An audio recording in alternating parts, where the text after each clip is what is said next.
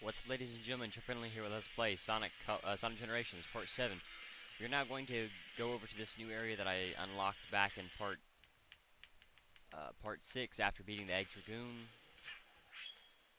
These gears are broken. If you insert a Chaos Emerald into each gear, its power may be able to repair it. Collect all Chaos Emeralds to repair the gears. Now, if you haven't done any of the rival boss fights, that's the only reason why you would need to backtrack for the... I guess you can't go up there just yet. That's the only reason why you need to backtrack for the Chaos Emeralds if you have been doing the rival boss fights. However, you have no reason to. And thankfully, the game does not stop you as you are going along here.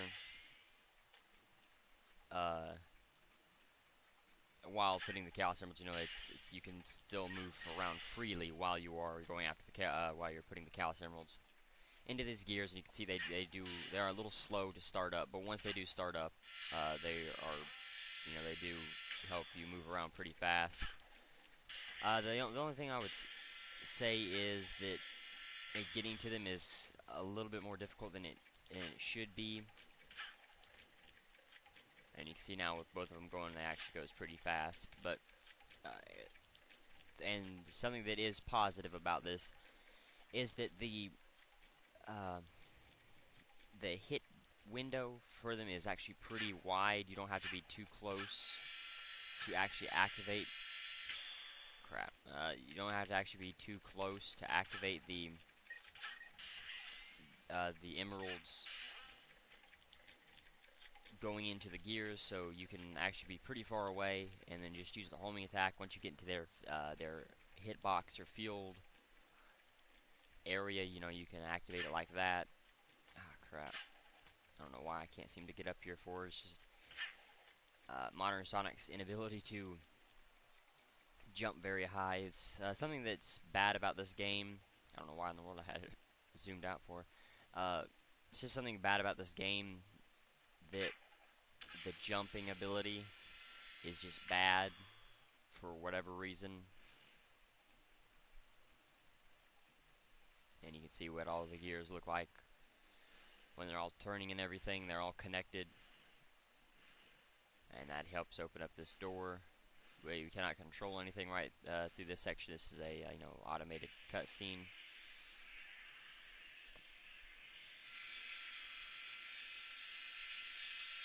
And then you can see all the Chaos Emeralds come back to Sonic. And then all you have to do is stand on this platform, and then you can go into the stage. Another boss battle, which is, as I have said before, the final boss battle.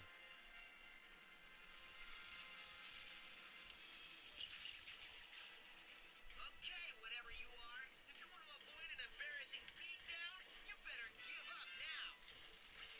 You're not in a position to demand anything, you nasty little pincushion. Eggman, but how? He had a little help. Dr. Robotnik. Nobody calls me that anymore. If you would be so kind as to explain, gentle and genius Dr. Eggman from the future. It will be my pleasure, most excellent and efficacious Dr. Eggman of the past. After my most recent setback, I stumbled upon the primordial form of this unique creation, which I discovered had amazing abilities even I have never been able to master. It could erase time and space.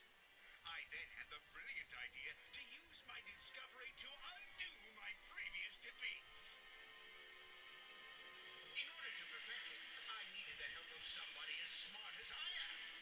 The only person that smart is me. Oh, you are too kind, my dear future self, and I was happy to help.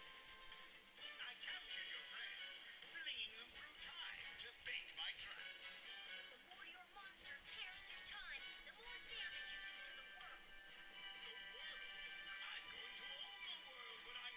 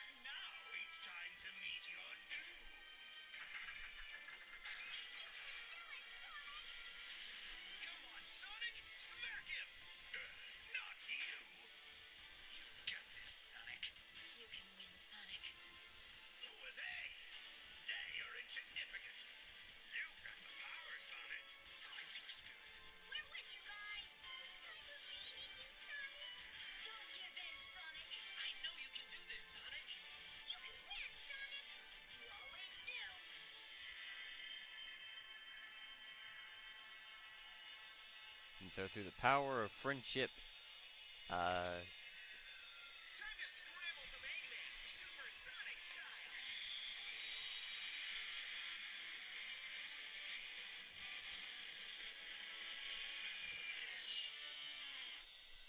So through the power of friendship, a throwback to older Sonic games, usually in the 3D era, or I guess after through the Dreamcast era, they become supersonic to have the power to fight all of a sudden, and then they can go. But you saw just the only rival that was not there was Metal Sonic, and it's either because he's supposed to be a bad guy, not actually a friend, or because he was actually destroyed, and that was something that I didn't want to talk about because it would spoil the end of the game. Sonic, can you hear me? I worked with me to modify these transceivers. Even though we're in different dimensions, you should still be able to hear us. We're gonna help too. We'll win this one together. Okay, so this is a very difficult boss fight because you have to dodge all of this stuff, and then once you get in close enough, you can use the homing attack on his midsection. You do have to watch out for rings, so you do have to make sure that you collect rings. You do lose a ring a second. Come on, what the? What the? Oh, okay, I guess you have to get in closer. Similar to... There we go, okay, you just have to line it up. And then once you get close enough, it'll go in by itself. Now you can actually switch between classic supersonic and modern supersonic. And this is when you need to do it once they get out time of the field, I guess the central time field or whatever you want to call it. And then it kind of gets into a 2D section, not quite true 2D. And you can see these homing attack, his homing shots, whatever they're calling, and while you are going through here like this,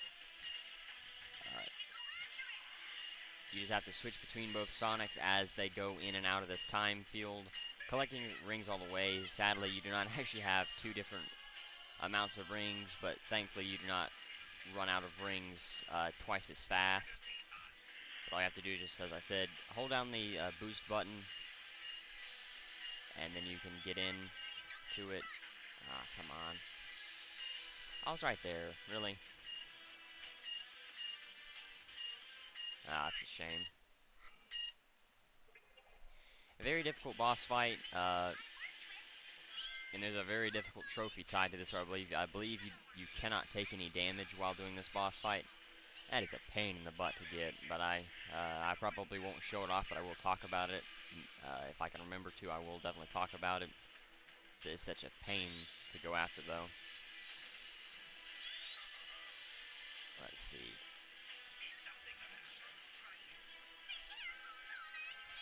Almost got it. You can actually get Classic Sonic in to clear the path for you, by hitting the jump button or the X button. And I don't know if that won't work with the having to hit his midsection. And you do have to actually have both Sonics to actually damage him. So you want to be very careful about how you use Classic Sonic to clear your path for you, but all you have to do is just you can use both Sonics to do that. You can see here what I'm doing with modern Sonic. Thankfully, you don't lose rings. You normally don't lose rings while you are while you're doing the supersonic sections. I think there was one game that if you took damage, and I don't remember which one it is right now, that you could take damage and you could actually lose rings. But typically, you don't have to worry about losing any rings or because of taking damage. And you can just tell what you have to do. You just have to chase him down, pretty much. And then once you can get in close enough to his midsection, yeah, once you get close enough in the right position, the game will automatically move in for you, so that you can damage him. You can see once you do damage him, he will drop rings, and you can collect rings just by boosting. You do want to watch out for them. And if you didn't, you cannot switch the Sonics when you are, if you shoot one away from you, so you do want to be careful about that as well. But you can see what the friends will just tell you. They'll just tell you the same stuff over and over. You know, like that homing shot.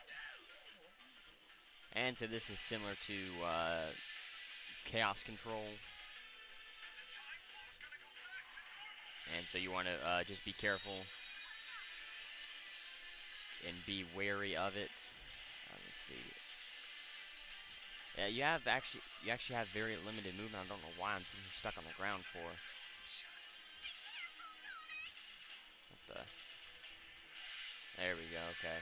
I guess if you get stuck on the ground, you can. I can't see where I'm going. You can just fix yourself by switching Sonics if you do get stuck on the ground or whatever, or the walls. I never got stuck on the walls, but I've also never got stuck on the ground like that before either. So you know, that's weird. And I wish I could get close to him. There we go. I think he takes about 4 hits. If I'm not mistaken, I very well may be, though. He's definitely not an easy boss fight by no stretch of the imagination.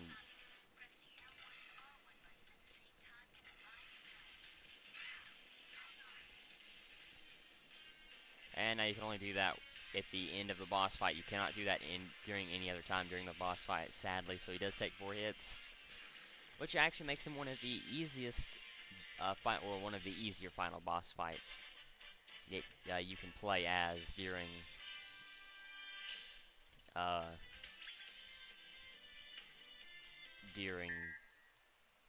I guess a final boss fight is actually one of the easiest. Still warm.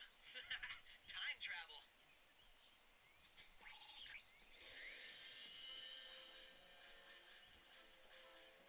And you can see Shadow and Silver are there now. I'll admit, you weren't half bad, Sonic. Not bad?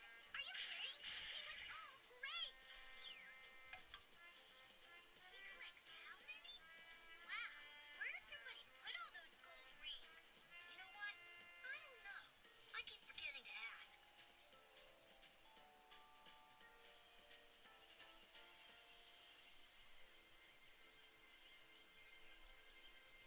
It was great teaming up with you. Hope you learned a few tricks that'll help you out in the future. I mean, the past. You know what I mean.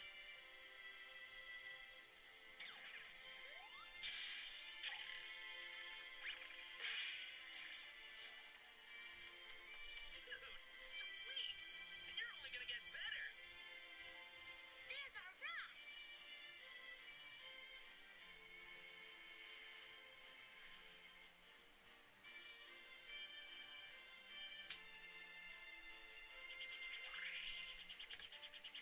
Hey, Sonic! Enjoy your future! It's gonna be great!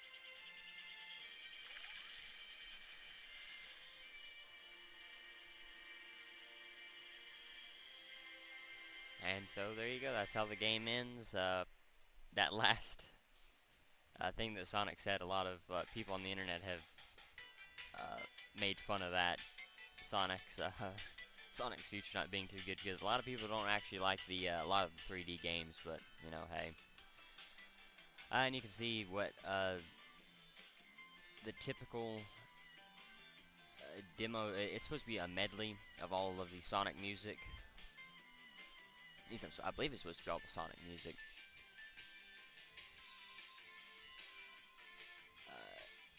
I think just for the levels in the game, but you could see there that gameplay.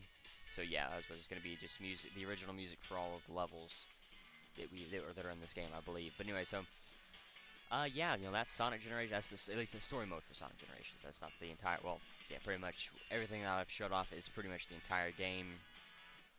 Isn't a whole lot to it past what I've showed off. It's a relatively short game. This was actually the first game that I ever pre-ordered because I was really I guess into it, I guess you could say. I had followed it from when Sega first released little bits of the level, of the game, and I was really excited for it and everything. So I had pre-ordered it, and it definitely wasn't worth $60.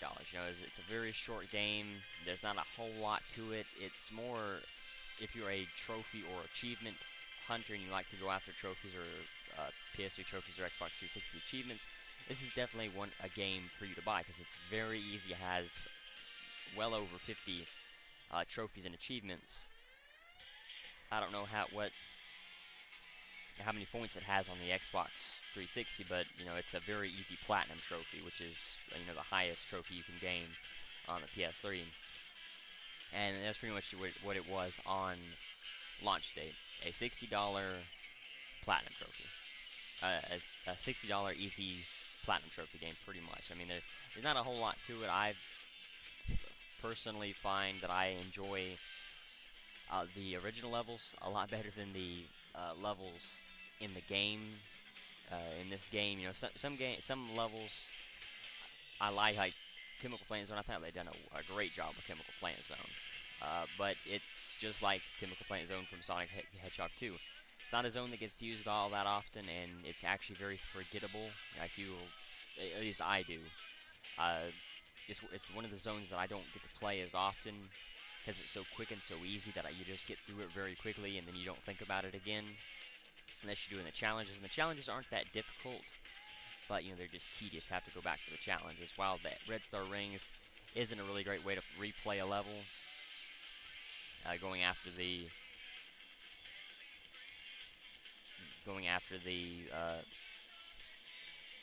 Red Star Rings and things like that.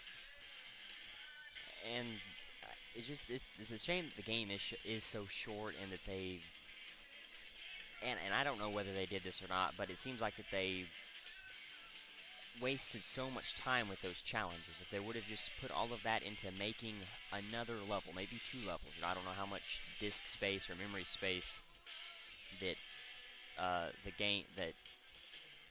those challenges actually, like how big of an impact they had on disk space or hard drive or memory space or whatever.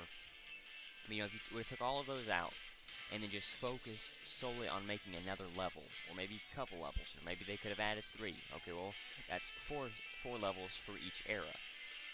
So you could have added,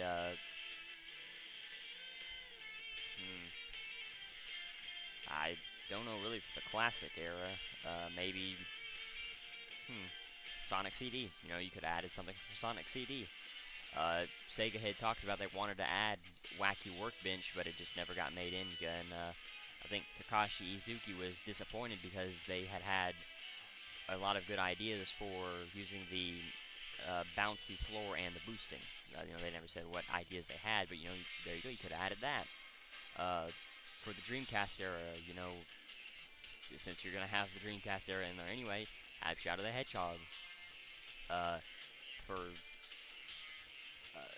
the modern era, you could have had something from Sonic 4, Episode 1. Wow, that's not a really big priority to have something from Sonic the Hedgehog 4. That's just an idea. Maybe they could have took something from one of the Wii exclusive titles, like Sonic and the Black Knight, or Sonic and the Secret Rings. Or added another level from one of these other games. Maybe Scrap Brain Zone, or another zone from Sonic 2, or something else from instead of just one game representing Sonic 3 and Knuckles, having two levels from there. You know, have Sky Sanctuary, and then have something else from Sonic and Knuckles, and then having both of those levels represent that one game instead of just one level representing a full game or just one game. Because if you look at it, like, you know, because that's only Sky Sanctuary, and all I've seen is they just left out Sonic 3 and only added Sonic and Knuckles. You know, where you could have added Angel Island Zone, or not Hydrocity Zone really, but, you know, maybe Carnival Night Zone, Marble Garden, Ice Cap. You know, there's not an ice level in this game, so you could have added Ice Cap. Just anything, you know. And like I said, I don't know whether or not that the challenges made the game shorter, but it's usually the case that the challenges make the game shorter. And I've never liked challenges in games because I've always felt that it just takes away from the game. It's just tedious replay value, and so that gives game developers an excuse to make shorter games, but then fill it full of challenges and like crap like that to force to give something so that they can replay. You know, it's not that hard to design a small challenge on a small level, and you ain't got to do too much to it. And then, you know, there you have 5 challenges for, I guess, 10 challenges per level, because levels are so short for both Sonic, for both classic and modern Sonic. Control-wise and everything like that, I definitely will say and it's really just because I just got off of playing Sonic Colors, so I'm kind of tainted with the control scheme for that game. The jumping and everything isn't too bad if you don't let it bother you, if you get used to it. If you don't play Sonic Colors before playing this game, there is no problem at all. I didn't have any problem with the jumping or anything like that. The first time I played this game, because I didn't play Sonic Colors the first time I played this game, I had actually got off of playing Shadow the Hedgehog. Are you sure you saw a door over here? What? You were the one who said you saw a door over here. Well, I know it was one of us. Shut up and keep looking.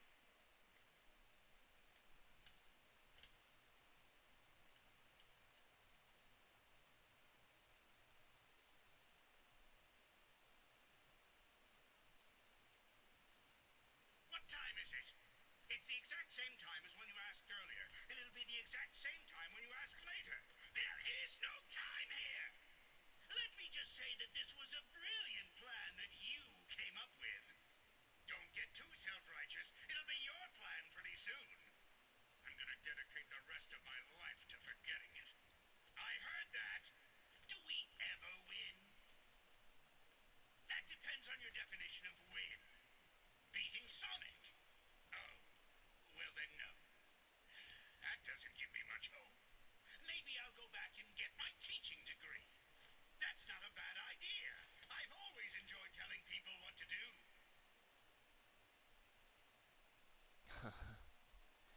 You got the custom skill Supersonic, so now we can play Supersonic in the regular levels.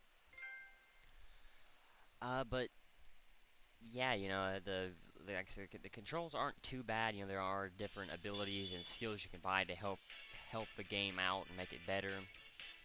Not too much for modern Sonic, but there is several things you can buy for classic Sonic to give him a double jump ability, which helps his jumping out tremendously. The braking that I talked about in episode 1, definitely really great to have. I like that they made it a little bit easier to run around, as you can now buy the new skill Time Break, which slows down time, similar to what what Time Eater was doing. That's what that enemy's name is. I guess you saw it, but you know, the braking is very good in this game. I'm glad that they changed it. I'm glad that they sped Sonic up a little bit from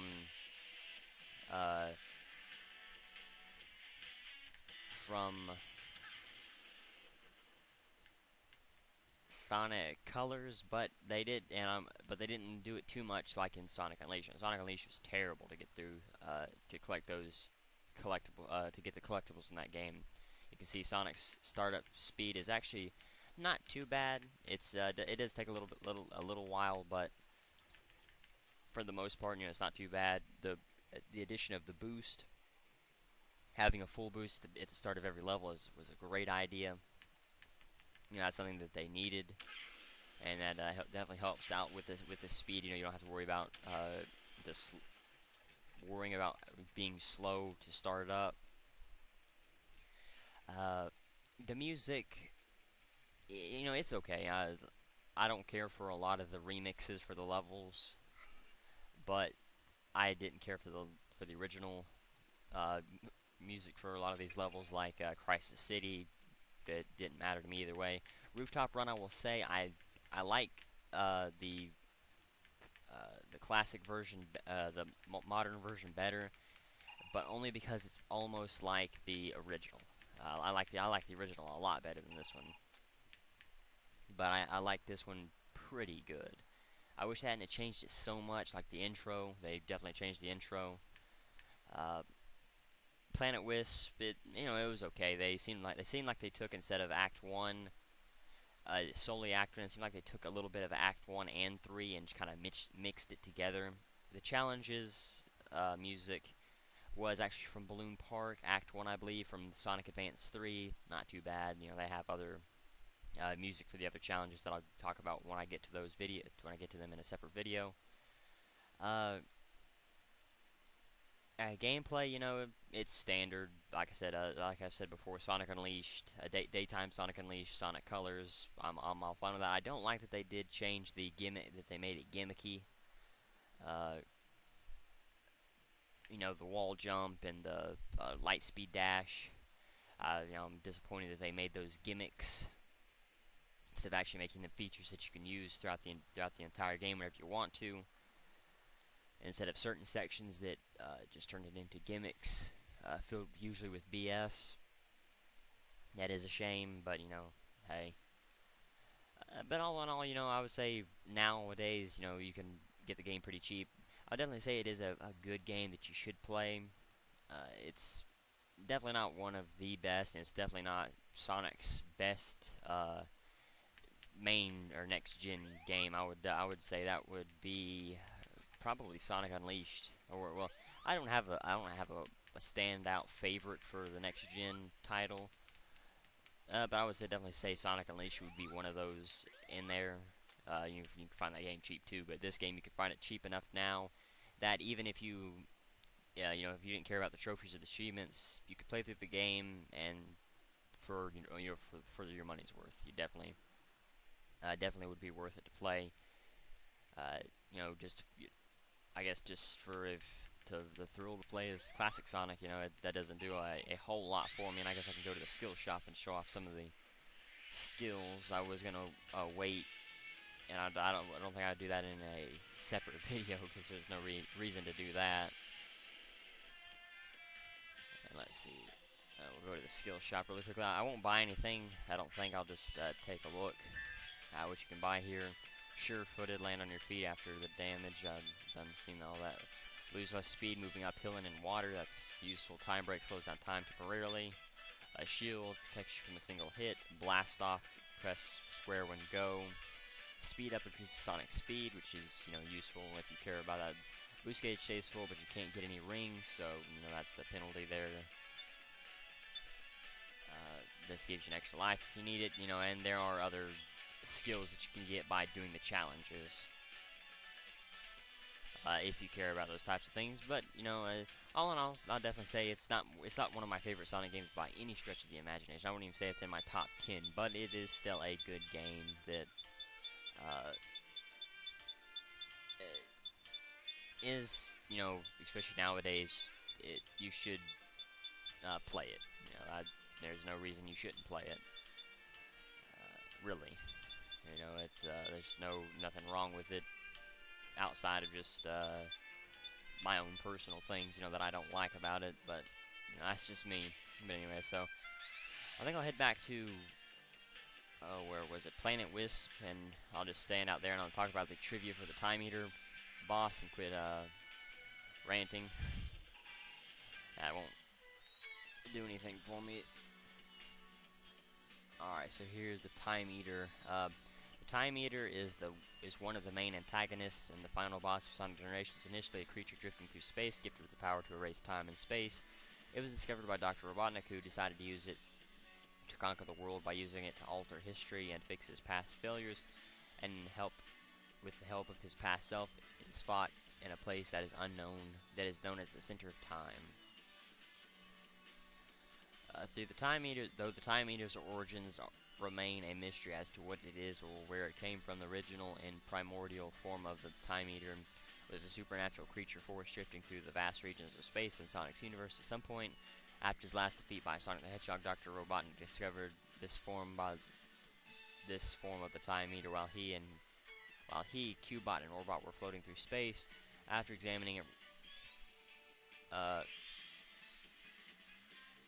Robotnik discovered that the Time Eater had the ability to erase time and space. He then came up with the idea of utilizing the Time Eater's powers to prevent his previous numerous defeats by the hands of Sonic by altering and possibly erasing Sonic's history so that he could be victorious in the present. Through unknown means, Dr. Robotnik managed to provide the Time Eater with robot-like parts to make it stronger and which he could control. He was unable to complete the process, however, and he needed help from someone as smart as himself. To finish the Time Eater, I guess I'll go to... Emerald Hill ain't too bad. I like Emerald Hill.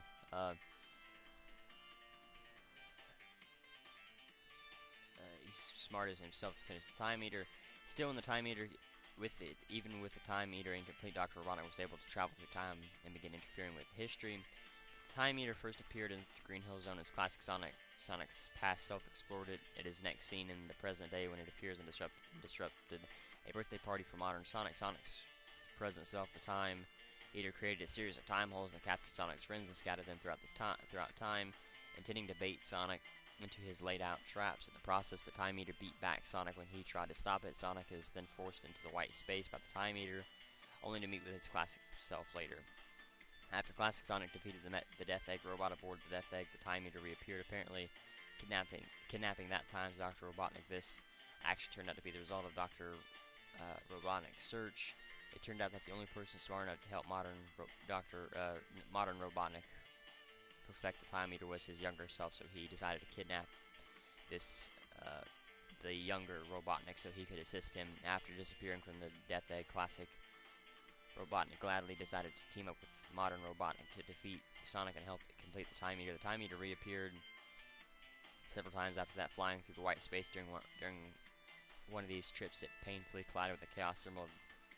It is next seen after modern Sonic defeated the Egg Dragoon, where it reappeared and kidnapped modern Robotnik. This time it was either possibly controlled by Classic Robotnik or traveling on its own. After this, both Sonic confronted Time Eater in the Center of Time, where the perfected Time Eater appeared. Modern Robotnik then revealed himself as the first pilot of the Time Eater, to which modern Tails wondered how Robotnik could pull it off. The second pilot is then revealed to be Classic Robotnik, who stated that he had a little help. Modern Robotnik then explained his discovery of the Time Eater, his partnership with Classic Robotnik, and his plans to use the Time Eater to erase Sonic's actions from history and to destroy both classic and modern Sonic, thus erasing Sonic from the timeline.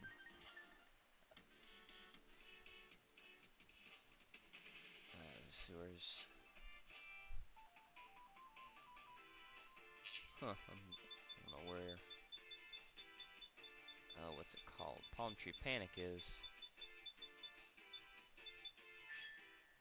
Toxic Caves ain't too bad.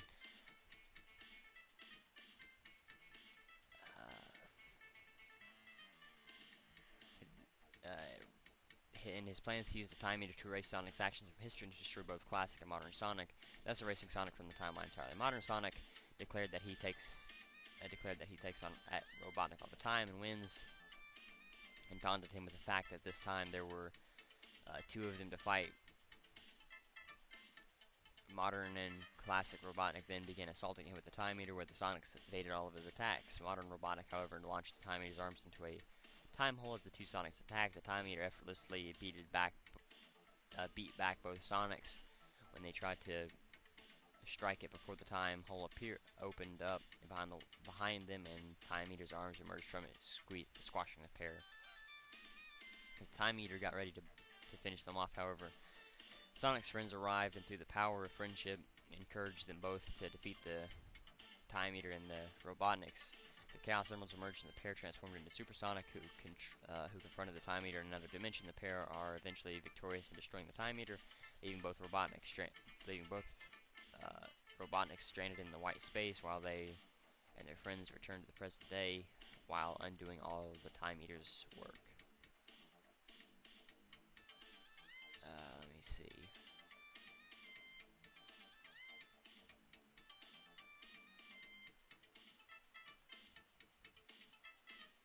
Alright, powers and abilities. The Time Eater possesses a vast mastery and control over the manipulation of time and space itself. Its time-space manipulation was in fact so advanced that it was able to interfere with alternate timelines, such as Crisis City, which is supposed to be removed from the original timeline.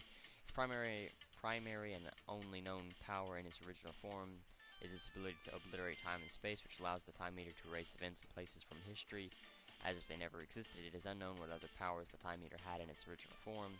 In its modified form, the Time Eater displayed several other skills related to its time-space manipulation. The most prominent of these skills was the ability to create time holes, spatial rifts that allow the Time Eater and others to travel through time and space to different locations throughout the timeline, both past and future, going as far as to other planets such as Planet Wisp. The Time Eater's ability to travel through time serves as a double-edged sword. However, when moving through time, the Time Eater literally tears space apart by removing places from their position in their timeline, drains them of color and life, and sends them to the white space, a strange world without time, leaving creatures which are put into that state to experience it as Tails describes, floating without a body in a black limbo. This process effectively damages the world and throws the universe into chaos, and could bring the end of the world and possibly destroy the very fabric of reality. By building up time energy, the Time Eater can form a seal that resembles the interior of a watch, which temporarily slows down the flow of time while leaving itself unaffected. In the 3DS version of the game, it can also form clock-shaped shields that can block even a supersonic boost. It can also move freely between dimensions, as seen in its final battle with modern and classic Supersonic. Physical abilities: besides its supernatural powers, after being modified by the Robotniks, the Time Eater proved itself to be quite powerful in battle, being able to take on two super transformed characters at once. The Time Eater possesses immense amounts of physical strength. Even in its incomplete form, it was able to easily knock Sonic into unconsciousness with a single swing of its arm. After being completed, the Time Eater was able to effortlessly repel both classic and modern Sonic's attacks and knock them out with brute force alone. Robotnik even admitted he was holding back the Time Eater's strength, and during the final battle, it proved it was able to briefly knock back and immobilize both classic and modern Supersonic. When catching them in its grip, it is as well capable of flight and it can move quite fast, even when compared to Super Transformed character, but is ultimately not fast as Supersonic. As seen in the final battle, the Time Eater can form yellow homing shots in its hands and several rows of shots that can track the opponent. It can also perform a move called the warping arm attack, where it separates up to two of its arms from its body and sends them through time holes to attack the foe. This does not only mean that Time Eater can bring its arms into the close vicinity of the opponent, but it can also select a specific point in the future for it to appear, making this move impossible for the opponent to predict. The Time Eater is capable of energy projection, allowing it to fire small purple orbs that can immobilize the opponent, form a large vortex-like laser, manipulate objects in a manner similar to telekinesis, or fire up to 3 small green lasers as seen in the 3DS version. Its arguably most powerful attack is where it summons a giant fireball in the background and fires it at the opponent. This attack is so powerful that it requires the power of both Supersonics to repel. Alright, Alright, so here's the trivia for this boss fight. There's quite a bit of it. Okay. This is the only original boss in the Sonic generation, since the rest are all reimaginings of previous bosses. Apparently the Time Eater can also travel to alternate timelines, as Crisis City appears as one of the stages, despite Sonic 06 being erased from the timeline. In the Bad Future, Stardust Speedway is the only stage where Metal Sonic is fought. This is to date the only time Robotnik has uncovered a mysterious creature that hasn't later grown out of its control and betrayed him. Due to the fact that Robotnik did not technically create the Time Eater, it leaves to wonder what gave birth to Time Eater. The scene in the boss trailer showing Time Eater confronting the two Sonics in Green Hill never happened in the game. They really encounter Time Eater face to face in the center of time. In the console version, the Time Eater has 4 arms and 3 sets of wings, but in the handheld version, he has 2 arms and 1 set of wings. This is similar to the Time Eater in the console version after it takes 2 hits. In the console version, using modern Supersonic, the fight takes place inside the wormhole, and Classic Sonic fights outside. The 3DS version, the roles are reversed. Modern Sonic fights it outside, and Classic Sonic fights inside. Time Eater bears a heavy resemblance to the shadow block from the game Epic Mickey, as you can see. Okay, there's a picture that they're showing on here. They both act as the main antagonist, final boss of the game, and they are also all consuming the world where the game takes place. He also bears a resemblance to Diabound, Kernel from the Yu-Gi-Oh series, as both act as guardians for their masters, as well as sharing the same name as the card Time Eater. Every time Time Eaters damage the clock, and the numerous cogs behind it begin to crumble and look distorted. The Time Eater bears resemblance to Solaris in the way that their weak point is a sphere at the center of its body. They have time travel ability. They are destroying the timeline, and they are so powerful that it took the effort of multiple superpowered characters to defeat. In fact, before pictures of the Time Eater were shown, the fans thought it would be very similar to Solaris. Despite being controlled by Dr. Robotnik, the Time Eater does show some independence, such as growling and crying, as shown when it hit a Chaos Emerald and was crying in pain before escaping through a time hole, possibly on its own. The Time Eater's face looks very similar to the Violet Void in the DS version of Sonic Colors. The 2 Supersonics destroyed the Time Eater in a similar way that the Supersonic and Burning Blaze finished off the Egg Salamander from, I believe it was Sonic Rush. In the 3DS version, they even switch off like this fight as well, with one Sonic handling their respective Robotnik. The Time Eater is one of the few enemies who have been fought by more than one super character. The other ones that have had this trait are Solaris. The final has the Egg Salamander and the Egg Wizard. Don't know what the Egg Wizard is. I guess that's from Sonic Rush Adventure. In the 3DS version of the fight, only one of the 2 Robotniks is controlling the Time Eater while it's facing one of the Sonics, as the one says, "Leave this to me." After the Time Eater gets hit, this is clearly a reference to the final boss of Sonic Rush. During the boss battle, the player can see many remains and chunks from the previous levels floating around the main area where the Time Eater is fought, such as pieces of land from Green Hill and cars and the gun truck from City Escape. While they don't deal damage when touched, they can get in both Supersonic's ways during a boost and block them. Interestingly, the types of debris that are shown alternate between the flashes of light during the battle. As the fight starts, totem poles and chunks of grass from Green Hill, pieces of pipes, silos of chemical substances, and cranes from Chemical Plant, towers and warp points Sky Sanctuary are seen.